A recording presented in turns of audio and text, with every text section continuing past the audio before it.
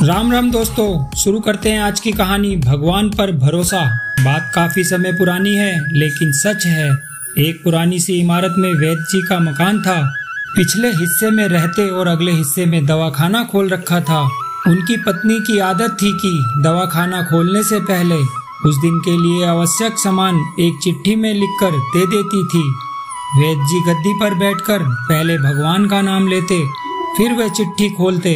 पत्नी ने जो बातें लिखी होती उनके भाव देखते, फिर उनका हिसाब करते, फिर परमात्मा से प्रार्थना करते कि हे भगवान, मैं केवल तेरे ही आदेश के अनुसार तेरी भक्ति छोड़कर ये दुनियादारी के चक्कर में आ बैठा हूँ। वैद्य जी कभी अपने मुंह से किसी रोगी से फीस नहीं मांगते थे। कोई देता था, कोई नहीं देता था, किंतु एक बात निश्चित थी, ज्यों ही उस दिन के आवश्यक सामान खरीदने योग्य पैसे पूरे हो जाते थे, उसके बाद वे किसी से भी दवा का पैसा नहीं लेते थे, चाहे रोगी कितना ही धनवान क्यों ना हो।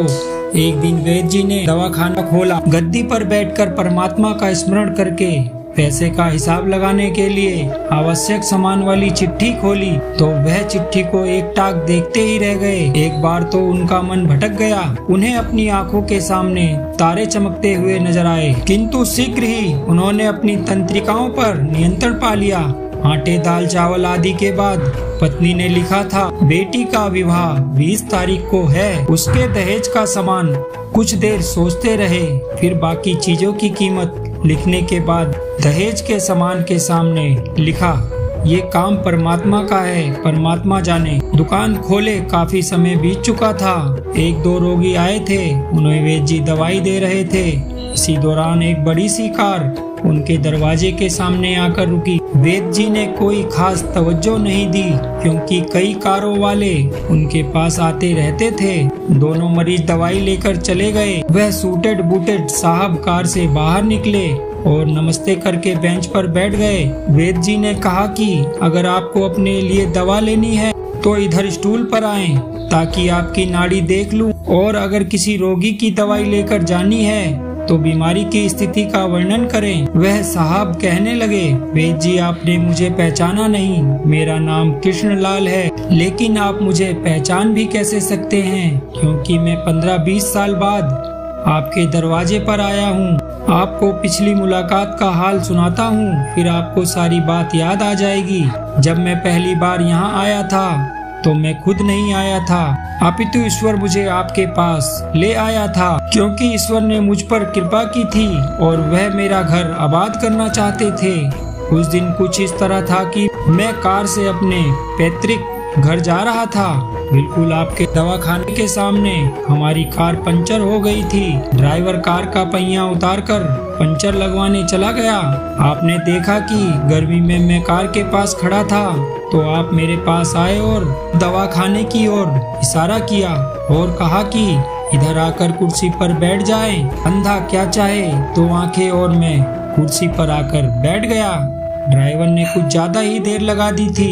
एक छोटी सी बच्ची भी यहाँ आपकी मेज के पास खड़ी थी और बार बार कह रही थी, चलो ना बाबा, मुझे भूख लगी है। आप उससे कह रहे थे कि बेटी थोड़ा धीरज धरो, चलते हैं। मैं ये सोचकर कि इतनी देर से आपके पास बैठा था और मेरे ही कारण आप खाना खाने भी नहीं जा रहे थे, मुझे कोई दवाई खरीद लेनी चाहिए ताकि आप मेरे बैठने का आभार महसूस करें। मैंने कहा, वैद्य जी, मैं पिछले 5-6 साल से इंग्लैंड में रहकर कारोबार कर रहा हूँ। इंग्लैंड जाने से पहले मेरी शादी हो गई थी, लेकिन अब तक बच्चे के सुख से वंचित हूँ। यहाँ भी इलाज कराया और वहाँ इंग्लैंड में भी, लेकिन किस्मत ने निराशा के सिवा और कुछ नहीं दिया। आपने कहा था, मेरे भाई, भगवान से निराश ना हो।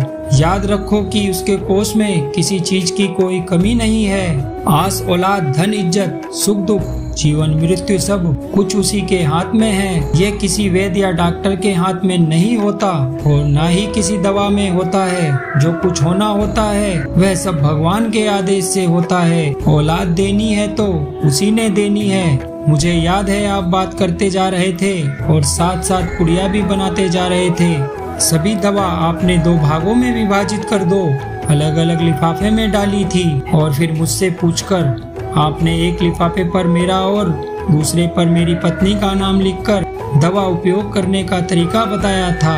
मैंने तब बेदिल से वह दवाई ले ली थी, क्योंकि मैं सिर्फ कुछ पैसे आपको देना चाहता था। लेकिन जब दवा लेने के बाद मैंने पैसे पूछे तो आपने कहा था बस ठीक है। मैंने जोर डाला तो आपने कहा कि आज का खाता तो बंद हो गया है। मैंने कहा मुझे आपकी बात समझ नहीं आई। इसी दौरान वहाँ एक और आदमी आया।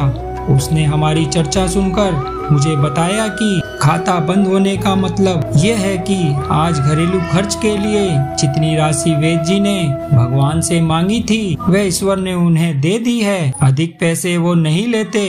मैं कुछ हैरान हुआ और कुछ दिल में लज्जित भी कि मेरे विचार कितने निमन थे और ये सरल चरित वेद कितना महान है। मैंने जब घर जाकर अपनी पत्नी को औषधि दिखाई और सारी बात बताई तो उसके मुंह से निकला वह इंसान नहीं कोई देवता है और उसकी दी हुई दवा ही हमारे मन की मुराद पूरी करने का कारण बनेगी। आज मेरे घर में 2 फूल खिले हुए हैं। हम दोनों पति पत्नी हर समय आपके लिए प्रार्थना करते रहते हैं। इतने साल तक कारोबार ने फुर्सत ही नहीं दी कि स्वयं आकर आपसे धन्यवाद के 2 शब्द ही कह जाता। इतने वर्षों बाद आज भारत आया हूँ और कार केवल यहीं रोकी है। वेद जी हमारा सारा परिवार इंग्लैंड में सेटल हो चुका है। केवल मेरी एक विधवा बहन अपनी बेटी के साथ भारत में रहती है। हमारी भांजी की शादी इस महीने की 21 तारीख को होनी है। ना जाने क्यों जब मैं अपनी भांजी के भात के लिए कोई सामान खरीदता था तो मेरी आंखों के सामने आपकी वह छोटी सी बेटी भी आ जाती थी और हर सामान में दोहरा खरीद लेता था। मैं आपके विचारों को जानता था कि संभवत आप सामान ना लें, किंतु मुझे लगता था कि मेरी अपनी सगी भांजी के साथ जो चेहरा मुझे बार बार दिख रहा है वह भी मेरी भांजी ही है। मुझे लगता था कि ईश्वर ने इस भांजी के विवाह में भी मुझे भात भरने की जिम्मेदारी दी है। वेद जी की आंखें आश्चर्य से खुली की खुली रह गई और बहुत धीमी आवाज में बोले, कृष्णलाल जी, आप जो कुछ कह रहे हैं मुझे समझ नहीं आ रहा कि ईश्वर की ये क्या माया है। आप मेरी श्रीमती के हाथ की लिखी हुई ये चिट्ठी देखिए। और वेद जी ने चिट्ठी खोलकर कृष्णलाल जी को पकड़ा दी। वहाँ उपस्थित सभी ये देखकर हैरान रह गए कि दहेज का सामान के सामने लिखा हुआ था ये काम परमात्मा का है, परमात्मा जाने। कांपती सी आवाज में वेद जी बोले, कृष्णलाल जी, विश्वास कीजिए कि आज तक कभी ऐसा नहीं हुआ कि पत्नी ने चिट्ठी पर आवश्यकता लिखी हो और भगवान ने उसी दिन उसकी व्यवस्था ना कर दी हो। आपकी बातें सुनकर तो लगता है कि भगवान को पता होता है कि किस दिन मेरी श्रीमती क्या लिखने वाली हैं, अन्यथा आपसे इतने दिन पहले ही सामान खरीदना आरंभ ना करवा दिया होता।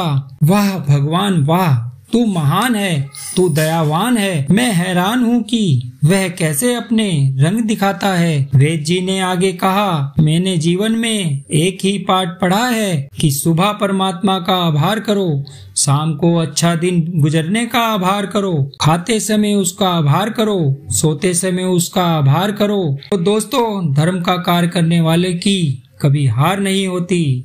बोलो जय जय श्री राधे।